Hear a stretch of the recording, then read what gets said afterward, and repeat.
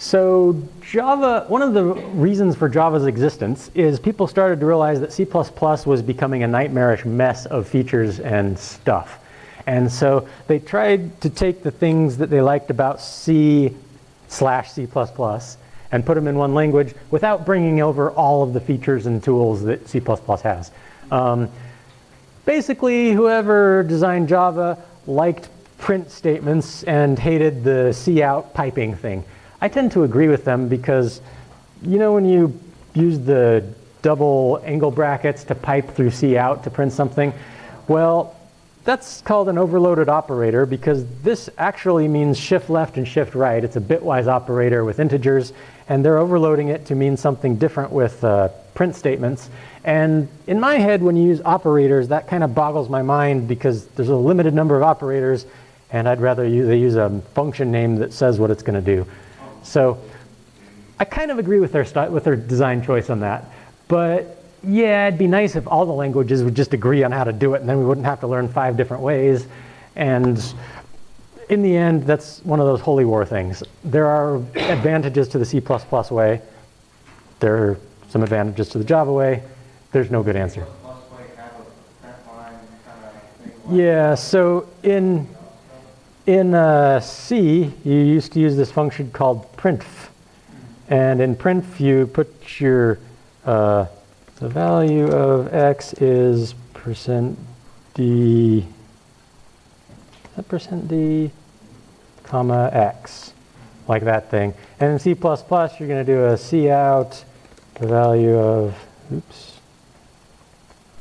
x is, let's see, to string of x, kind of that thing. And the way you do it in Java is system.out.println, the value of x is plus x.toString. Who's right? Well, they all print stuff to the screen, and which one do you think is prettier? Well, this one uses less space, this one uses the most space, this one uses funky operators. I don't know. They're all language choices. What's that? How do you see in Java?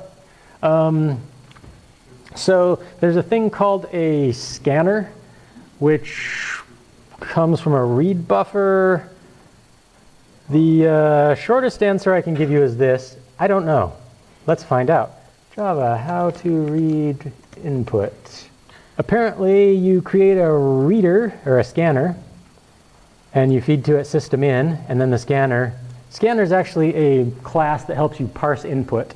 And system.in, which kind of mirrors system.out, right, is connected to the standard input stream, and you would use that to apparently use a reader to get an extent. There are other classes besides scanner that are suitable for parsing values from system.in, and if you spent a little time Googling it, I'm sure you'd find a bunch of examples, such as here. This guy says use the scanner class. This guy says use the scanner class. This guy says use the buffered reader class. This one says use the scanner class. This guy says use the scanner class. Seeing the trends? Apparently scanner is the easiest one because everyone recommends it. So in general, we're probably not going to need to use that for anything like that because you don't know how to do it. So That's a good way to put it. In the past, I have made assignments where you have to write a console app in Java.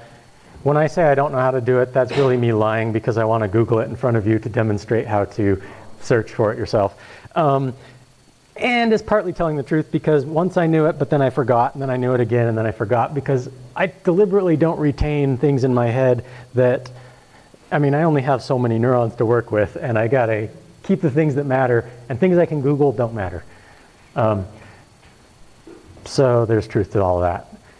Yeah, you should know how to write a console app in Java if needed, but you shouldn't know how to do one without Google. That's crazy. Google's not going anywhere. And if it is, switch to DuckDuckGo or Bing if you have to, or one of those other alternatives. Do you recommend DuckDuckGo over Google? So here's why I use it. DuckDuckGo claims they don't store your searches. that sounds cool to me, so I use it. How do I know they don't store my searches? I don't. I'm just taking their word for it, but at least they claim not to, and Google doesn't even claim that. If you're interested in privacy, if that matters to you, there's another thing called startpage.com. These guys actually bounce your queries through to Google, so you can get a Google search, but Google won't know who you are because you're bouncing off of Startpage. And I don't know, I like DuckDuckGo because I like their ideas and ideals and things like that. I teach data mining, and so I know a lot of stuff about how companies are scraping everything you ever do. And yes, companies do scrape everything you ever do. Every search you've ever queried is stored somewhere. The NSA knows about every email you've ever sent, and yes, they have a copy of it somewhere, and etc. So I kind of am into that whole thing. However, that's off topic, and I need to get back on topic. So maybe we'll talk more about that as time progresses. Suffice it to say, if you get online, you are being watched. The end. Okay. Last time, I introduced you to a bug, and I don't want to be leaving you with bugs. Kind of I do, because I want you to have lots of experience hunting down bugs, but that goes against my philosophy of natural consequences. You shouldn't have to chase down my bugs, you should have to chase down your bugs, right? So I want to point out a mistake I made before I go any further. I added this prev(x) and prev(y). Do you remember what those are for? That's because when I'm trying to detect is Mario's stuck inside of a tube, I want to say, how did he get there? Did he get there from the left or from the right or from the top or from the bottom? And I need to know where he was in addition to where he is so I can know how he got there, right? The way I did that is inside of update. I remember the prev(x) and prev(y), and then I do all my updating. What is wrong with that code? Anybody know? It's true, I don't update X. Okay, you're right, that one's pointless. Now what's wrong with the code?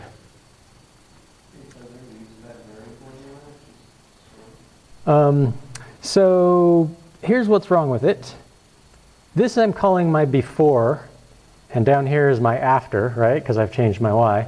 But my before isn't really before because, look in my controller. Right here, I'm messing with Mario's X position. This was me violating my model view controller architecture thing. I changed my model inside of my controller. Now, I don't know how I'm going to not do that. I could store in Mario a velocity X is 1 or something like that, and then when in my Mario update class actually do the updating. That would be probably better separation. But right now, I kind of like this design. I'm not going to mess with it. So do you see why this is a problem? In my game, I update my, no, that's not it. Here, I update my controller, then I update my model, and here's where I'm calling it the before case. Then I repaint my view. But remember, at the start of my update, if I remember my before, that's not really before, because before is already changed. See why that's a problem? Okay. If I remember my before after I've already changed it, my before might be in the middle of a tube. And then my after is still in the middle of a tube, and then I do the math to figure out where I am, and it's not necessarily going to work. So let's fix that. I want to store my before case at the very, very beginning of controller update. Okay, let's fix this problem. I can't do it there, so I'm going to move this into a new method. What shall I call it? Remember state? Something like that. Then, when I'm in my controller, how about the first thing I do here is I say model.rememberState. There. Now, as soon as I call controller.update, my model backs up its old state, and then I can start messing with things. Now my before is really a before case. And now I can guarantee that my before case will never be inside of the tube as long as I fix it when I'm inside the tube. Now, I think I didn't do that right because I'm actually in the Mario class. Haha. That means I need to come down here to my model and add a void remember state, which calls Mario.remember state.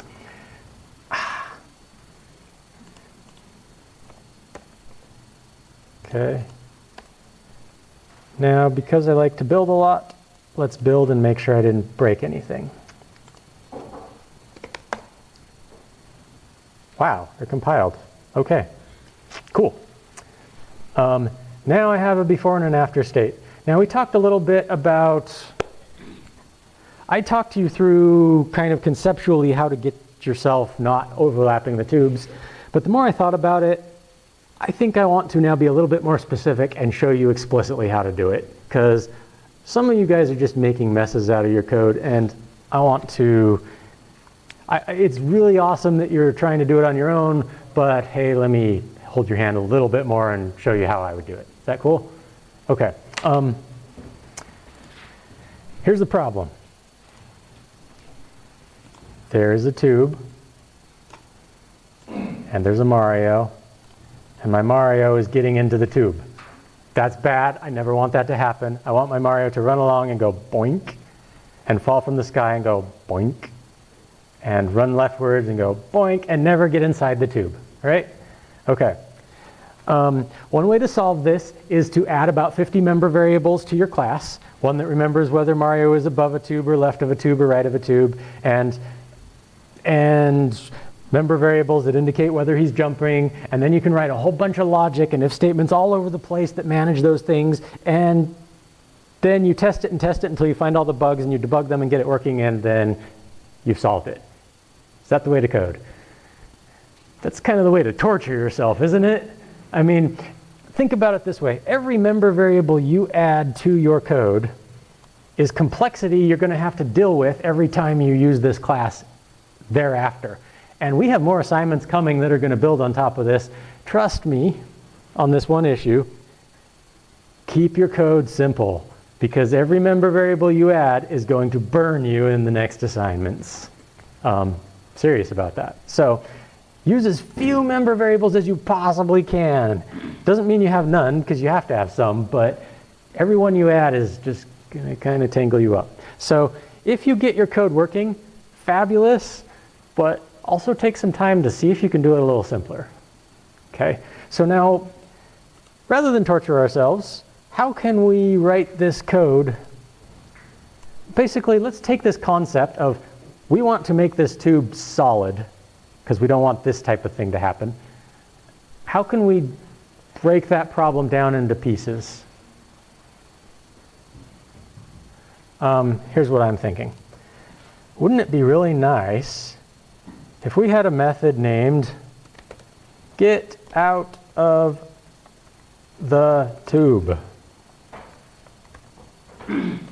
Right? By the way, I use underscores because I'm more of a C++ style programmer. Java programmers usually use camel case. Since I'm in Java, I should use the Java conventions.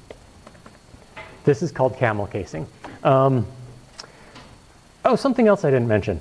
Have you noticed that classes in Java always start with a capital letter and variables always start with a lowercase letter? If you're consistent, then you won't have to think about it. Whenever I see an identifier, I look at the first letter. If it's lowercase, it's a variable. If it's capital, it's a class name, because I'm always consistent. The one exception to that are primitive types. Int, double, short. Notice they all start with a lowercase letter. So that kind of helps me keep straight in my head. Hey, lowercase letter means variable or primitive type. Capital letter, it's always a class name. Good convention to follow. I should have said that one earlier. Okay. Imagine we have a get out of the tube method. Yes. Java programmers do everything with camel casing. C++ programmers use underscores. So you should probably do camel casing all over but I'm going to put it back because I don't want to have to fix it. I like underscores because it wastes more space and is easier to read. But it's harder to type because you have to hold down Shift in order to press the underscore. Again, trade-off, style, etc. If you're planning to do a lot of Java programming, you should probably get used to camel casing. If you're just trying to be a general purpose programmer, be flexible. Yeah. Why is it called camel casing? Because it has humps in it, because all the capital letters make bumps. And I don't know what this is called. Does anyone know? Snake casing? Okay. Ah. It looks like a snake. I can see that. Okay, cool. Learn something new every day. If I had a get out of the tube method, basically, and it worked. That doesn't make it work, by the way, but pretend it does. If this function worked, now how hard is it to solve this problem? It's pretty easy, right? My code's going to look like this. Check for collisions, run through all the tubes. Does he collide? If he does, get out of the tube. And now my code is clean. It all just works, no extra member variables. And as long as that get out of the tube method really works, right? As long as wherever I am, it always gets him out of the tube. He will never be in the tube because I'll always call get out of the tube whenever he's in the tube. Basically, that's simple, right? So if you've got a whole bunch of crazy logic, let's try to make a simpler design. And I claim that if we could just have this function working, then the rest is easy. See how I divided the problem into two smaller parts? That's the way to code. A little time thinking about how you can keep it simple will save you a lot of time piecing together all the tangles and variables and logic and things like that. So let's write this method. And after we're done with that method, then we'll go back and write the whole collision detection thing. Okay? So Mario's in a tube. How are we going to get out of the tube? Yeah, if we came in from the left, we want to go left until we're out of the tube. If we came in from the right, we want to go right until we're out of the tube. If we came in from the top, we want to go up until we came out of the tube. If we came in from the bottom, we want to go down until we came out of the tube. If I missed any possible cases, that's pretty much it, right? Okay, so let's figure out which way we came in.